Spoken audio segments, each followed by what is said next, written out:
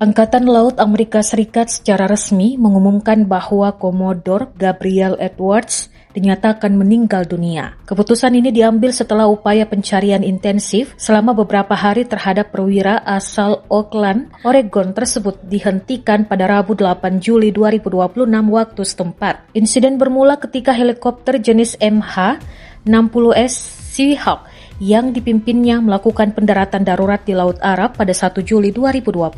Edwards merupakan komandan dari skuadron 5 helikopter tempur laut yang lebih dikenal dengan julukan Night Keepers. Saat kecelakaan terjadi, skuadron tersebut tengah bertugas di wilayah Timur Tengah di atas kapal induk USS George H.W. Bush. Operasi penyelamatan dan pencarian atau SAR berlangsung selama lebih dari 102 jam tanpa henti, mencakup area seluas lebih dari 14.000 mil persegi. Misi masif ini melibatkan armada besar yang terdiri dari kapal dan pesawat dari 2 gugus tempur kapal induk, termasuk pesawat P-8A Poseidon, serta pesawat milik Angkatan Udara Amerika Serikat. Meskipun Edwards tidak berhasil ditemukan, 3 kru helikopter lainnya berhasil dievakuasi segera setelah pendaratan darurat dan kini berada dalam kondisi stabil. Penyebab pasti insiden masih dalam proses penyelidikan lebih lanjut.